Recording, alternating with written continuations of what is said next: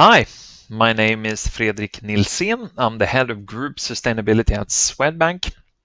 Swedbank being one of the large retail banks in Sweden and in the Baltic countries. Great to be here today at TechChill. And what I understand, we have the whole startup ecosystem with us, including investors. So thanks for paying attention to the subject of a more sustainable world, and also thank you for the opportunity to speak about the paradigm shift that is right now happening in the global banking industry. To begin with, I think we can agree that climate change risk leading to mass extinction of species, or in fact we already know that it does. But what we now also fear, that there is a risk that also corporations that won't adapt to the changing policy market will face the risk of mass extinction as well. I think that is a big challenge for us, but also then obviously a big opportunity. If corporates and companies do change, if they transition into more sustainable business models, they will have better opportunities to survive, to continue having a cash flow. And what I would like to say is that we feel that, especially during 2020, but also 2021, the world is definitely now locked on target on creating a sustainable planet and society. Mainly then, as you probably know, from 2015, we had the Sustainable Development Goals highlighting what kind of society that we want to create in 2030. Obviously, it covers everything from poverty, equality, and climate and other matters. But then obviously the Paris Agreement also putting the front light on climate change and restricting the global warming of the planet. But what we also now see is that the big companies around the world, they do to a much larger extent understand the risks of what climate change can do to their business, but also seeing the business potential really to transition over to a new way of working, living, and driving businesses will create continued growth and profit. What we also see right now is, maybe even more than before, is the massive momentum of taking action and not only talking, mainly driven by EU on their long-term investment plan for 2027. The new climate neutral target on 2050 informs on how the European Green Deal looks like. They will invest heavily in accelerating the change towards a more sustainable economy, especially on the topic of climate.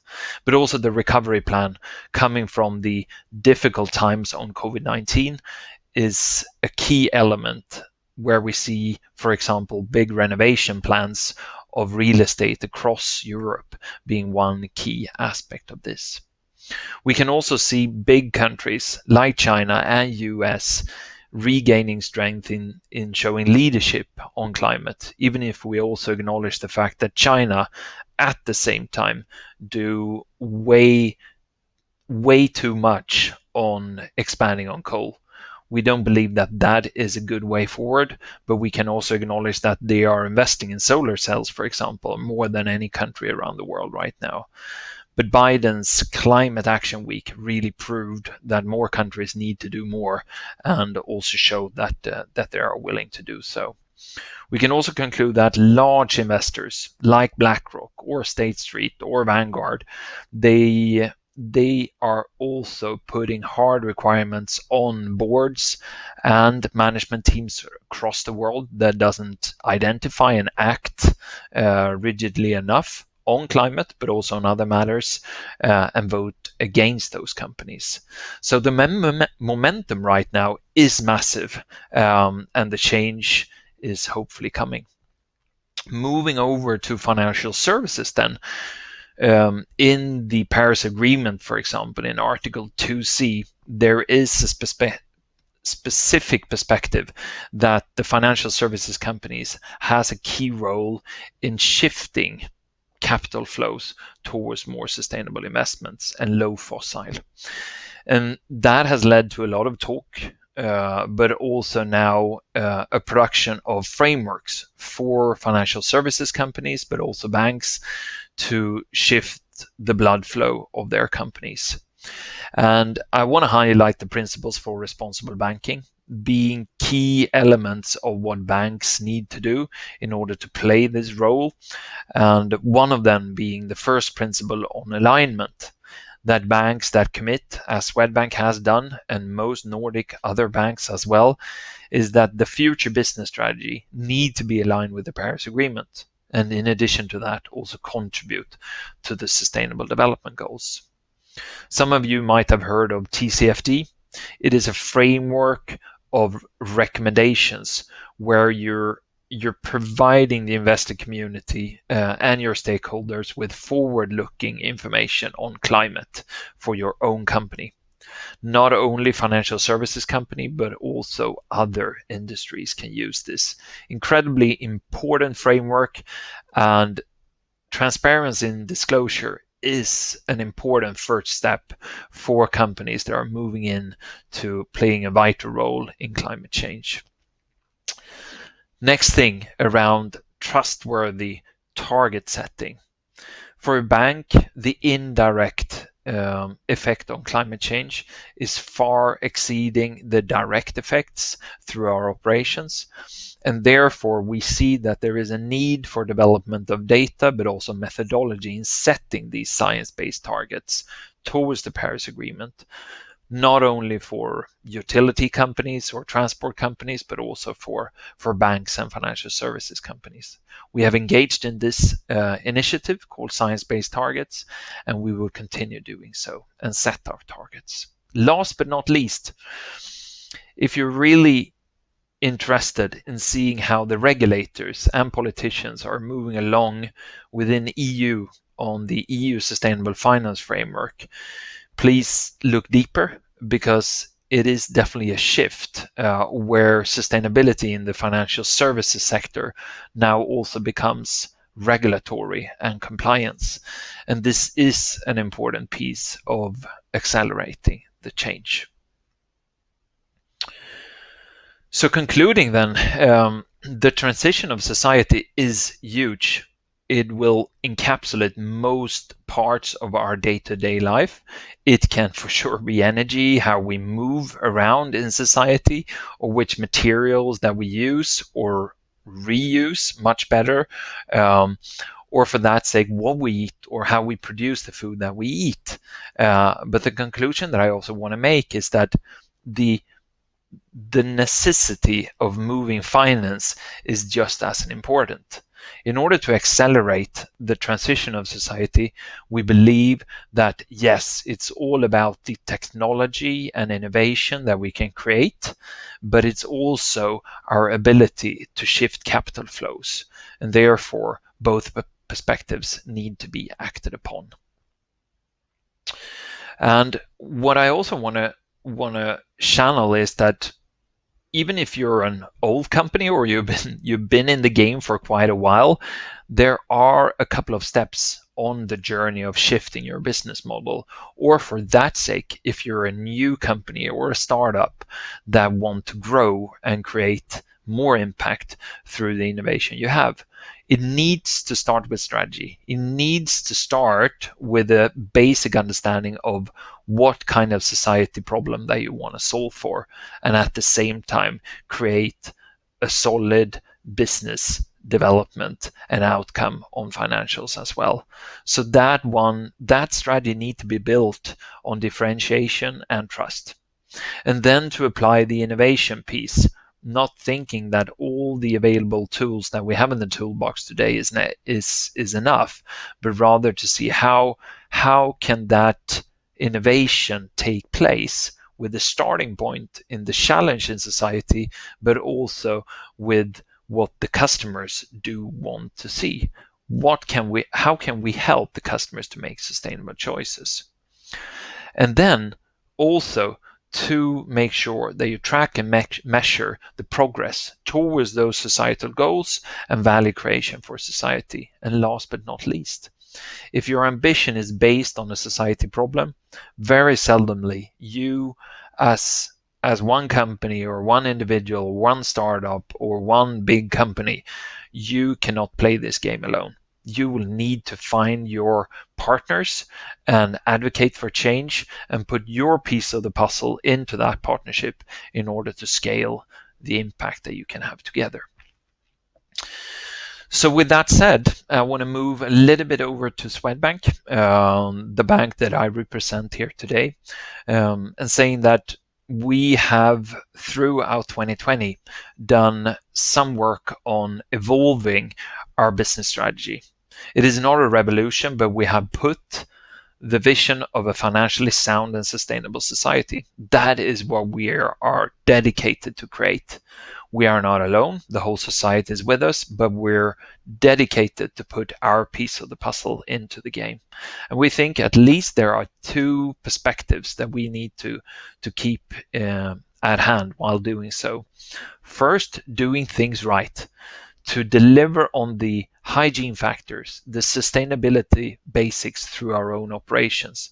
And as you can see here, it's about the environmental perspective on having a safe operations, but also to make sure that the balance sheets we have and the investments that we do will be aligned with the Paris agreements and the pathway shifting.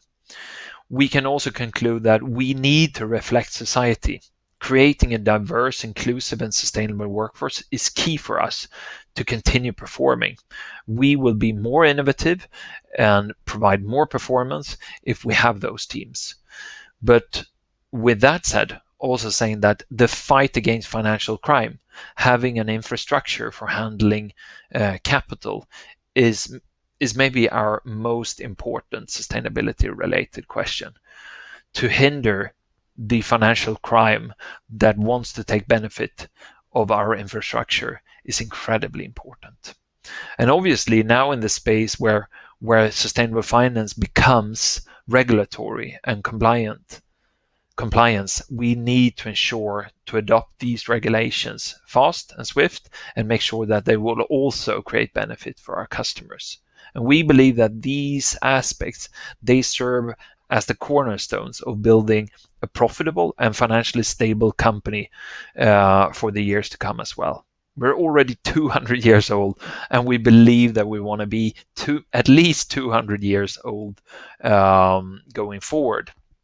So, or more than 200 years. So let's say aim at 400 years, and that is also about being sustainable.